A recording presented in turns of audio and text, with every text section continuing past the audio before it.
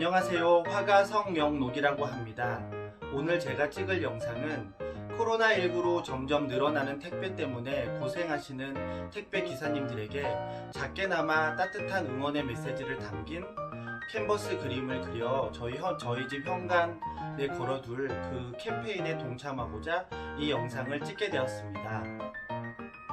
그리고 이 캠페인은 폐지 수집 어르신들로부터 폐지를 고가로 매입한 뒤 친환경 업사이클링 페이퍼 캔버스를 사용하기 때문에 좀 더 따뜻한 의미가 담겨 있다고 생각합니다.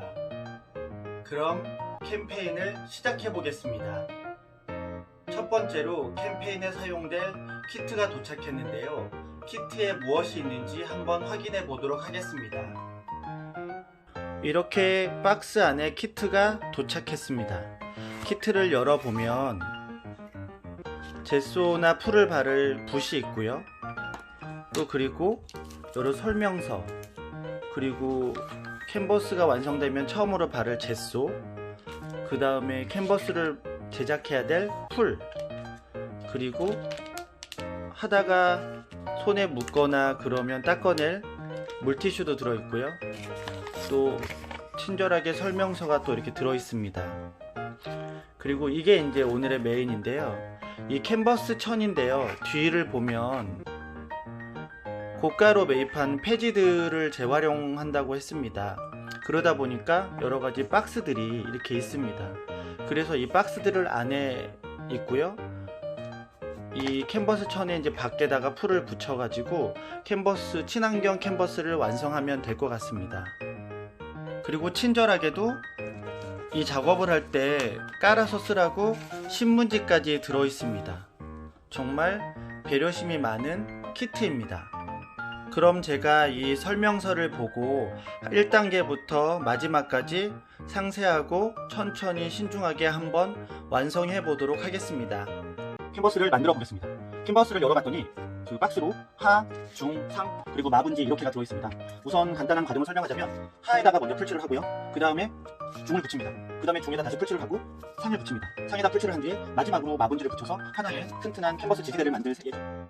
그럼 시작해 보겠습니다. 저는 이 종이는 이면지인데요. 친환경으로 하는 게 조금 더 나을 것 같아서 풀을 짜야 되는데, 그래서 이면지 종이에, 어차피 버릴 종이었는데 이면지 종이에 풀을 넉넉하게 짰습니다. 그래서 이 풀을 붓에다 골고루 앞뒤로 해서 잘 붙입니다. 이건 평붓이라고 하는데요. 넓은 면이나 원래는 물감을 펴바를 때 쓰는 붓인데 여기에 한번 해보겠습니다.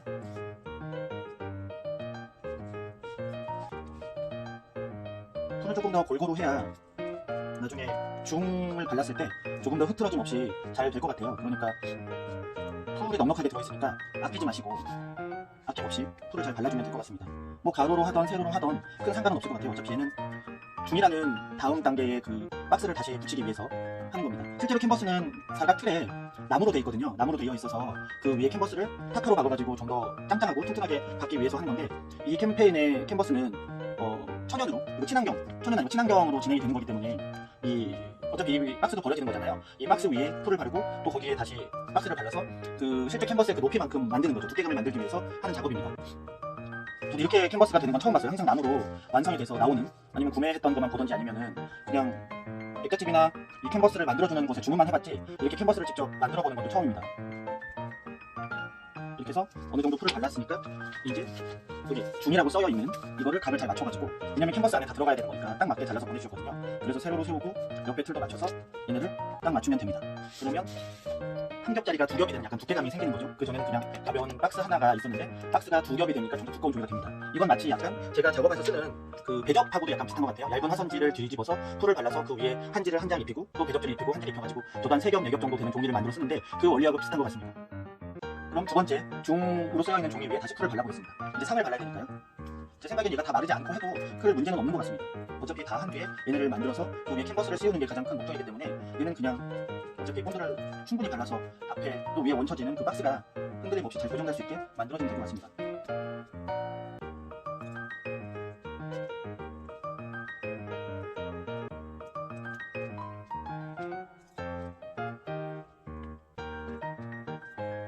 그리고 요즘 같은 날씨가 되게 건조하기 때문에 풀이나 접착제들이 되게 잘 마르는 시기거든요. 그러다 보니까 조금 빨리 금방 해서 바로 그 다음 종이를 덧댑니다. 특히 이제 요거 바를 때 팁을 알려드리자면 이 모서리를 조금 더 잘 발라주시는 게 좋은 팁이에요. 안에는 어차피 여러 면이 눌러지겠지만 이 모서리들을 잘 발라줘야 그 뒤로 문제없이 더 잘 붙습니다. 완전 짱짱하게 붙는 거죠. 자, 그러면 상이라고 쓰여있는 것들을 다시 위에 올려보겠습니다.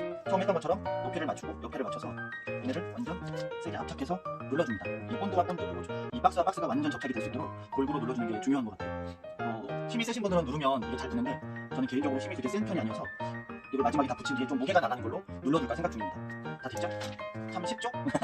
이제 마지막으로 이 깨끗한 마분지를 붙일 예정입니다. 이 두꺼운 종이를 붙이고 나면 여기 위에 캔버스가 이렇게 씌워질 거거든요. 왜냐면 아무래도 이 박스는 오돌오돌한 요철이 있기 때문에 캔버스를 씌웠을 때 그 위에 그림을 그릴 때 조금 편리함은 떨어질 수도 있어요. 그렇기 때문에 표면이 매끈한 이 두꺼운 종이를 마지막에 한 번 더 붙여서 완벽한 캔버스 만드는 왁구 형식의 모습을 만들어내는 거죠. 판넬처럼. 이 모습은 진짜 그림을 그려본 분이 이 캠페인을 만든 것 같습니다. 참 좋은 것 같아요.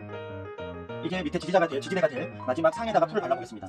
그리고 이 풀을 바른 상이라고 써있는 이 종이 위에 마분지를 붙일 예정입니다. 그러면 캔버스 만드는 지지대가 완성이 됩니다.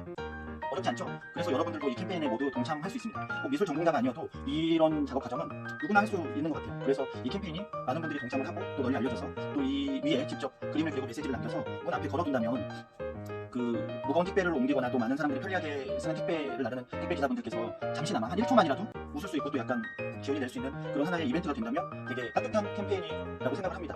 자, 말하는 동안 전체에다가 풀을 발랐습니다. 이제 마지막으로 붙일 이 마분지를 흰색 면이 좀 더 매끄럽거든요. 뒷면은 약간 거칠거칠하니까 매끄러운 면이 위로 갈 수 있고, 왜냐면 풀칠을 했기 때문에 마찰이 있는 곳에 풀을 바르면 조금 더 튼튼하게 잘 붙겠죠. 그러니까 잘 위에 올려서 각을 맞추고 약간 세워도 보고 세우면 높이를 맞출 수 있겠죠.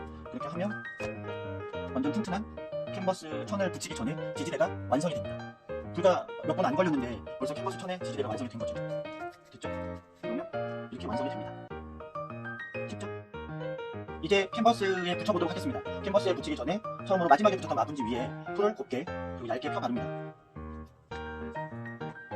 여기에 이제 캔버스 천이 붙는 거기 때문에 그 전에 이제 박스에 풀을 발랐던 것보다 조금 더 꼼꼼하면서도 골고루 펴 바를 수 있도록 신경 써서 붓질을 하는 게 중요합니다. 왜냐면 이 풀도 여러 겹으로 많이 칠하고 이러면 덕지덕지 이렇게 물감 떡지듯이 떡진다고 하잖아요. 그러면 그게 나중에는 약간의 굴곡이나 요철이 생기기 때문에 그러면 그 위에 그림을 그리거나 메시지를 쓸 때 조금 좋지는 않을 것 같아요. 그러니까 우리가 곱게 이제 마지막에는 이제 전체를 발랐기 때문에 붓을 앞뒤로 돌려가면서 이렇게 한 방향으로 풀을 곱게 잘 펴바르면 골고루 발라지겠죠. 그럼 얘는 옆에다 잠깐 놔두고 진짜 캔버스를 꺼냅니다.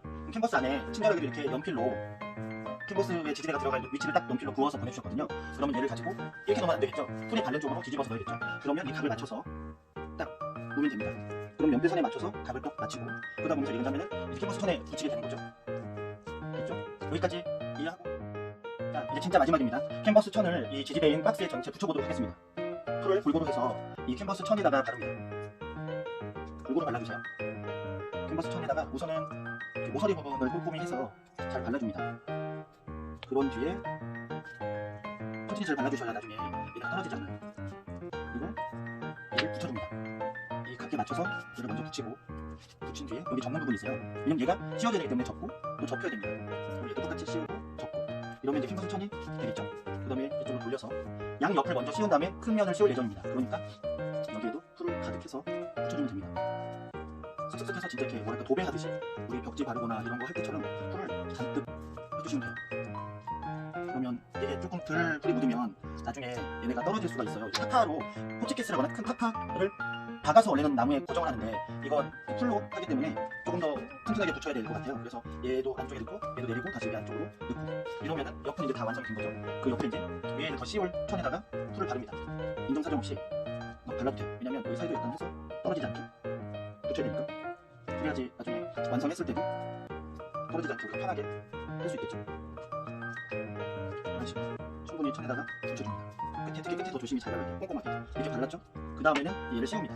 짠 해서 완전 당겨서 원래 캔버스 짤 때 이런 큰 쇠집게 같은 걸 옆에서 당겨가면서 타파심을 받거든요. 그래야지 좀 더 짱짱하니 우리가 이렇게 캔버스가 밀리지 않게 할 수 있거든요. 근데 얘는 그렇게까지는 못하더라도 최대한 내가 가지고 있는 힘을 끌어 모아서 하면 더 좋을 것 같습니다. 그럼 이제 마지막 면 남았죠? 여기에 풀을 붙여줍니다. 그리고 원래는 동양화에서 화선지를 붙일 때는 되게 큰 저희끼리는 탕탕이 붓이라고 하는데 그 탕탕이 붓을 이렇게 풀에 발라진 한지를 화판 모서리에 붙인 다음에 그 붓을 옆에 엄청 때려요. 탕탕탕탕 소리가 날 정도로. 그러면은 화선지가 그 화판 이제 초베리가 붙여져 있는 화판에 진짜 압착이 잘 되거든요. 근데 지금은 뭐 그런 탕탕이 붓을 쓸 수 있는 상황이 아니니까 이 본드로도 충분히 가능할 것 같습니다. 그러니까 풀을 꼼꼼히 바르고 또 바르고 열심히 발라서 완전 끝에까지, 어차피 이제 풀은 더 이상 쓸 일이 없기 때문에 남은 풀을 전체 다 바른다 생각하시고 하면 됩니다. 얘를 가지고 이제 당겨서 여기서 충분히 당겨가지고 붙이고 또 당겨서 붙이고 붙이면서 하면은 우리가 그림 그릴 수 있는 캔버스가 완성이 됩니다. 이렇게 짱짱한 캔버스가 완성이 됐죠? 어때요? 해보니까 어렵지 않죠? 이제 젯소를 발라보겠습니다. 젯소는 약간 톤이랑 비슷하게 생겼는데요. 젯소는 우리가 캔버스에 그림을 그릴 때나 아니면 벽지에 페인트 칠을 한다거나 아니면 나무 목공예 작업을 하시는 분들도 젯소를 바릅니다. 왜냐면 나무 같은 경우는 너무 미끌미끌 걸어가지고 조금 더 발라놓으면 색들이 더 잘 어울릴 수 있는 것도 있고, 또 캔버스 같은 경우는 약간 우들우들하잖아요. 그래서 여기 위에 뭐 오일이라든지 아니면 아크릴을 바를 때 처음에 바르면 그 색이 제대로 나오지도 않고 이 캔버스들이 먹어버리거든요. 그렇기 때문에 이 젯소를 바르는 이유는 약간의 표면을 매끄럽게 만들어서 그 다음에 컬러를 칠했을 때 조금 더 선명도가 오르거나 아니면 그 뒤로 그림을 그릴 때 조금 용이하게 하기 위해서 젯소를 바른다고 생각하시면 됩니다. 젯소는 기호에 따라 한 번 발라도 되고요, 아니면 두 번, 세 번 발라서 충분히 마른 뒤에 그 뒤에 작업을 하셔도 됩니다. 저는 우선 한 번 먼저 발라보겠습니다. 붓으로 젯소를 바르면 이렇게 젯소가 캔버스 천에 흡수가 돼요. 그렇기 때문에 얘네를 기존 한 두 번 정도 발라야 될 것 같다는 생각이 들어요. 한 번은 이쪽 방향으로 충분히 이 캔버스 천이 보이지 않도록 하얀색 캔버스를 만든다 생각하시고 이 젯소를 바르면 될 것 같습니다.